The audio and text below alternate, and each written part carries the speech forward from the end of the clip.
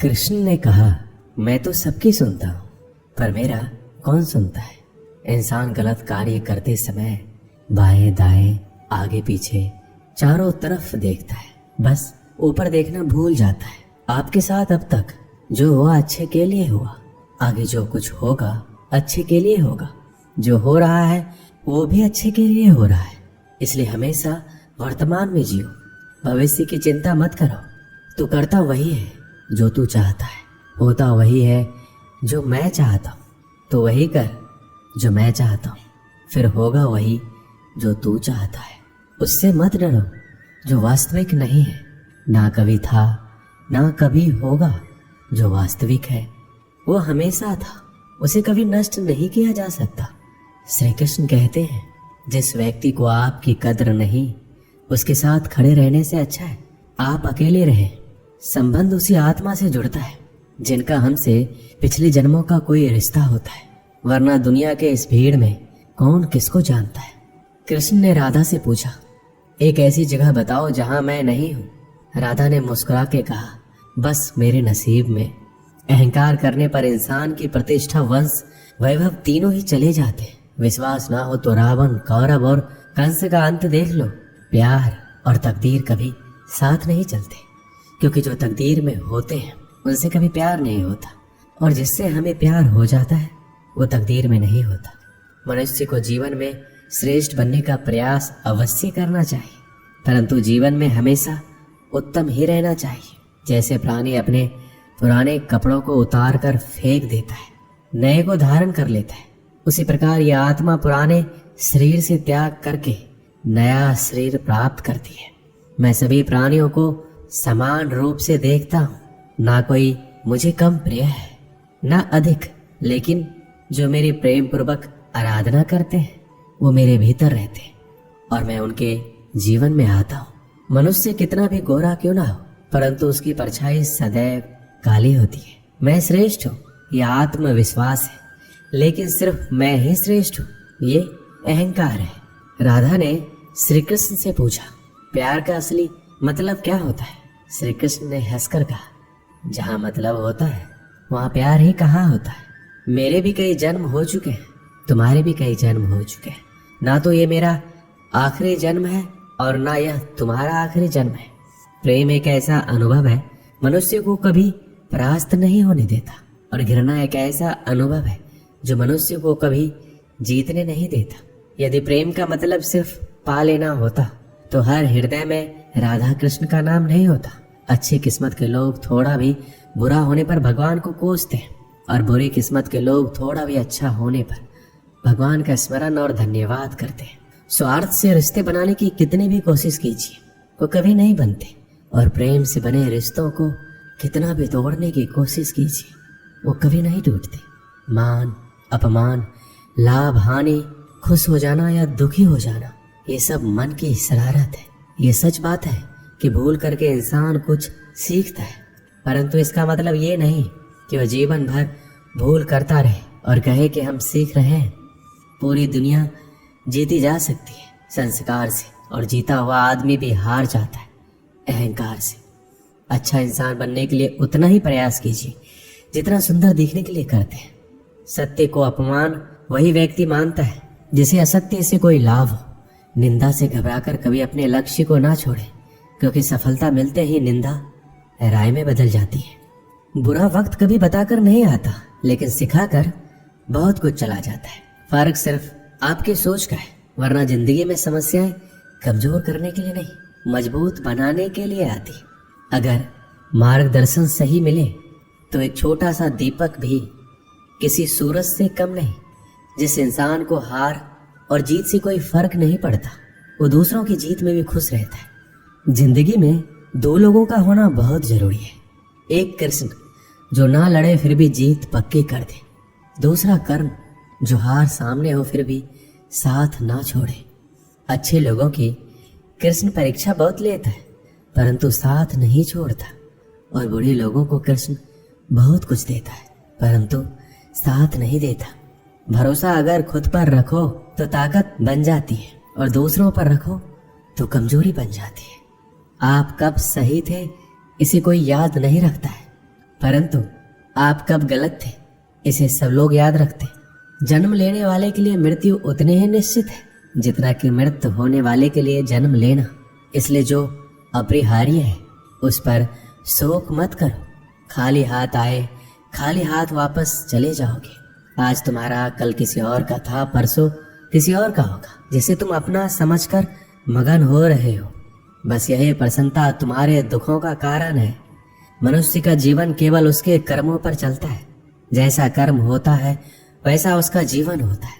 अगर कोई मनुष्य हमारे साथ बुरा कर रहा है तो उसे करने दो, ये उसका कर्म है और समय उसके कर्म का फल उसे अवश्य देगा। लेकिन हमें कभी भी किसी के साथ बुरा नहीं करना चाहिए, क्योंकि यही हमारा धर्म है। जिंदगी में सदैव अवसरों का आनंद लेना चाहिए, लेकिन किसी के भरोसे को तोड़कर नहीं। जो मन को नियंत्रित नहीं करते उनके लिए वह शत्रु के समान कार्य करता है। अगर व्यक्ति शिक्षा से पहले संस्कार, व्यापार से पहले व्यवहार और भगवान से पहले माता पिता को पहचान ले तो जिंदगी में कभी कोई कठिनाई नहीं आएगी। बंधन रिश्तों का नहीं, एहसासों का होता है। जहाँ एहसास खत्म वहाँ रिश्ता खत्म। मेरे रोने पर मेरे आंसू कृष्ण जी पोंछ देते हैं। दिखते तो नहीं है पर मुझे पता है वो मेरे संग बैठकर रो देते हैं। अगर ईश्वर तुम्हें ज्यादा प्रतीक्षा करवा रहे हैं तो हो सकता है जितना तुमने मांगा है उससे ज्यादा तुम्हें देने वाले हैं। इस संसार में मनुष्य किसी भी रूप में बड़ा नहीं होता, बल्कि मनुष्य के पीछे जो ताकत खड़ी होती है वो ज्यादा बड़ी होती है। सदैव संदेह करने वाला व्यक्ति के लिए प्रसन्नता ना इस लोक में है ना कहीं और। अगर आप जीवन में असफल होते हैं तो आपको दोबारा प्रयास करने में कभी नहीं घबराना चाहिए, क्योंकि जब आप दोबारा प्रयास करते हैं तो आपकी शुरुआत सुनने से नहीं बल्कि आपके अनुभव से होती है। मनुष्य अपने विश्वास से निर्मित होता है। जैसा वो विश्वास करता है वैसा वो बन जाता है। इस पूरे ब्रह्मांड में ऐसी कोई ताकत नहीं जो इंसान की इच्छाओं की पूर्ति कर सके, क्योंकि इंसान की इच्छाएं एक समुद्र के समान होती है जिसे कभी भी भरा नहीं जा सकता।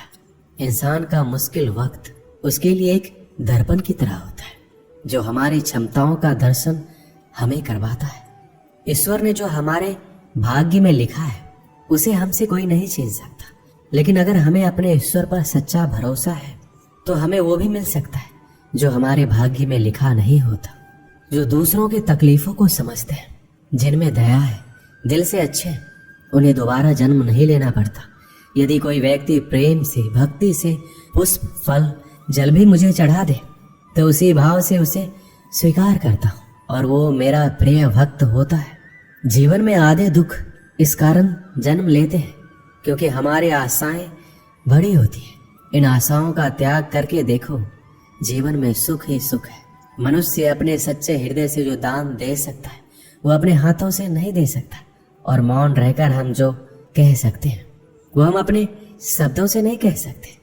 इस संसार में मूर्ख व्यक्ति, अधर्मी, अज्ञानी और नास्तिक प्रकृति का व्यक्ति मेरी शरण स्वीकार नहीं कर सकता। एक समय की बात है, एक शहर में बहुत अमीर परिवार रहता था। उस परिवार में किसी प्रकार की कोई चिंता या कमी नहीं थी। परिवार में माता पिता और उनका एक इकलौता बेटा रहता था। वह लड़का अपने माता पिता के पैसों पर ऐश करता था, जिसकी वजह से उसके काफी सारे दोस्त भी बन गए थे। दोस्तों की बुरी आदतों से उस अमीर परिवार का लड़का बुरी तरह से गिर गया। उसमें धीरे धीरे बुरी आदतों का विकास होता चला गया। बेटे की बुरी आदतों से परेशान होकर उसके माता पिता प्रतिदिन चिंतित रहने लगे। दोनों अपने बेटों को समझाते, परंतु बेटे को ये बात समझ में नहीं आती थी। माता पिता को ये समझ नहीं आ रहा था आखिरकार बेटे की बुरी आदतों को किस तरह सुधारा जाए। ये बात उनके लिए एक चिंता का विषय बन गई थी। बेटे की बुरी आदतों से परेशान होकर उसके पिता ने उसे एक सबक के जरिए संगति के असर के फायदे और नुकसान के बारे में सिखाना चाहा। एक दिन लड़के के पिता लड़के को अपने साथ बाजार ले गए। पिता ने बाजार से कुछ संतरे खरीदे। उसके पिता ने साफ संतरों में एक सड़ा हुआ संतरा भी खरीद लिया। दोनों घर वापस आ गए। घर आकर पिता ने बेटे को बोला, बेटा तुम इन संतरों को अलमारी में रख दो। पिता की आज्ञा मानकर बेटे ने सारे संतरे अलमारी में रख दिए। कुछ दिन बाद पिता ने बेटे को फिर से बुलाया और बोला, बेटा जो संतरे तुमने अलमारी में रखे थे उनको बाहर निकाल कर ले आओ। लड़का संतरे निकालने चला जाता है, लेकिन जैसे ही अलमारी खोली तो देखा सारे के सारे संतरे सड़ चुके थे। उसने पिता के पास आकर सारे संतरे रख दिए और बोला, पिताजी हमने जो संतरे खरीदे थे वो सारे सड़ चुके हैं। बेटे की बात सुनकर पिता ने बेटे को समझाया और बोला, देखा बेटा, जो हमने संतरे खरीदे थे उनमें से एक सड़ा हुआ संतरा भी खरीद लिया था, जिनकी वजह से बाकी के सारे संतरे भी सड़ गए।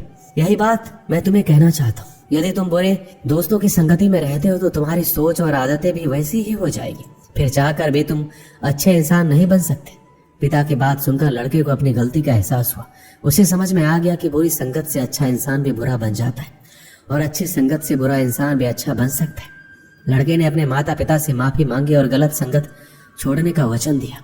यदि आप किसी श्रेष्ठ व्यक्ति की संगत में आते हो तो उसके शुभ विचार, उसके गुण, उसका स्वभाव आप में आ जाता है और आप श्रेष्ठ बन जाते हो। यदि आप किसी बुरे व्यक्ति की संगत में आते हो तो आपके शुभ विचार, आपके अच्छे गुण आपसे छीन लेगा और आपको ज्ञात भी नहीं होगा। ये संगति बहुत महत्वपूर्ण है और ये संगति ही आपका नियति निर्धारित करती है। दोस्तों, इस वीडियो में बस इतना ही। मिलते हैं अगली वीडियो में। अपना ख्याल रखिएगा। जय श्री कृष्ण।